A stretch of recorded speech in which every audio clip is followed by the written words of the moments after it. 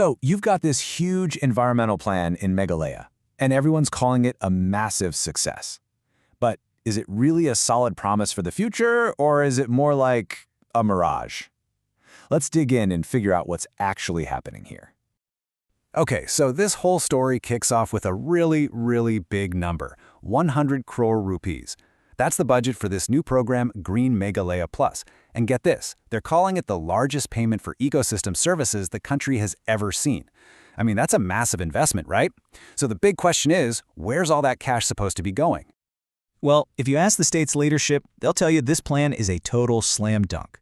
They're calling it a clear benefit and win-win situation for everyone, for the people, the government, and of course, the environment. Sounds great, but how exactly is this win-win supposed to happen? All right, so let's get into the nuts and bolts. How is this win-win plan supposed to work in the real world? To really get why the government is so optimistic, we've got to look at the simple but pretty powerful idea that's driving this whole thing. The whole thing is built on this concept called Payment for Ecosystem Services, or PES for short. It's a pretty straightforward idea, actually. Instead of, waiting for a forest to get chopped down and then trying to plant new trees, the government just pays people directly to not cut down the forests they already own. We're talking communities, clans, even individual landowners. Okay, now the details here are super important to see why this is so appealing. So landowners sign up for a 30-year commitment to protect their land. In exchange, they get paid every single year, somewhere between 10 and 20,000 rupees for each hectare they enroll. And check this out, the minimum area is just 1 hectare. That's a huge deal, because it means small, local landowners can get in on this, not just, massive estates.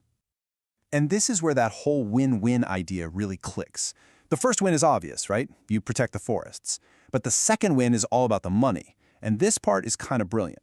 See, the central government in India looks at a state's forest cover when it decides how much federal tax money to give them. So, by paying its own people to protect forests, Meghalaya could actually end up getting more money from the central government. It's like a self-funding conservation machine. And listen, this isn't just some plan they're talking about. It's happening right now. The money's been set aside, the big launch event happened in late 2024, and they've already started handing out checks to the first beneficiaries. This thing is live and running as we speak. Okay, so the program is rolling, the money's flowing. On paper, this looks like a home run. But all of this leads to the one question that matters most. Is it actually working? Is it protecting any forests? And that's where, when you start looking for proof, the picture gets, well, a lot fuzzier. Yeah, so despite the fancy launch and that huge 100 crore budget, there's this huge hole when it comes to public information on how it's actually doing. The source material for this explainer calls it a verification void. Let's just walk through some of the really critical questions that nobody seems to have an answer for. First up, just the absolute basics. How much land are we even talking about? How many hectares of forest are actually enrolled in this program? We know the budget, sure, but the actual area being protected? Crickets, no public numbers. Next, what about the follow-through? I mean, it's a 30-year promise, right? So how is the government making sure that a forest they pay to protect this year is still standing in 5 years or 25 years? Are they using satellites, sending people out to check? We just don't know. And number 3, accountability. What happens if someone takes the money and then their forest gets cut down anyway? What are the consequences? Is there a penalty? Do they have to pay the money back? Again, when you look for the public answer, there's just nothing. The sources we're looking at have a really powerful term for this kind of situation. They call it input theater.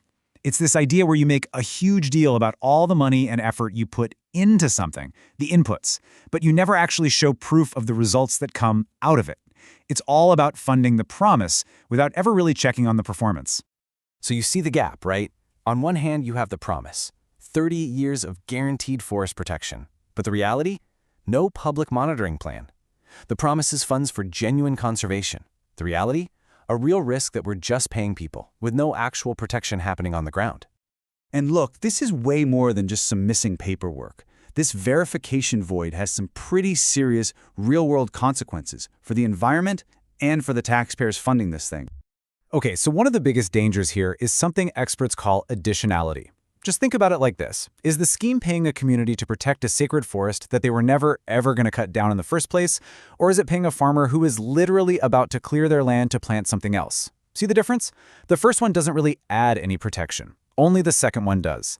And without data, we have no idea where that 100 crore is actually going. And just to give you a sense of the scale we're talking about, if you do the math, that 100 crore budget could theoretically cover over 66,000 hectares of forest in just 1 year. That's a massive, massive area.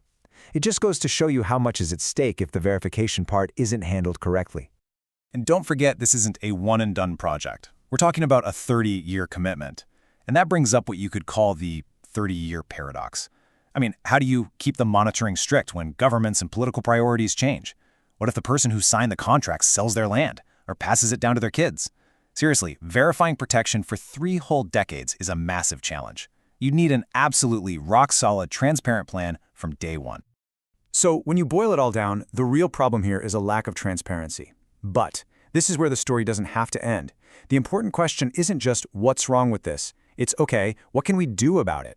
So let's talk about how you, me, any of us can go from just watching this unfold to becoming active verifiers. The sources for this explainer lay out a pretty clear 3-step game plan for accountability. First, demand the data. Simple as that. Use right-to-information laws, or RTIs, to ask for the hard numbers, enrollment figures, payment details, the monitoring rules. Second, verify on the ground. Go talk to the communities themselves. Ask them what their experience has been like. And third, challenge for a report. We should be demanding a public impact report every single year, with data that anyone can check.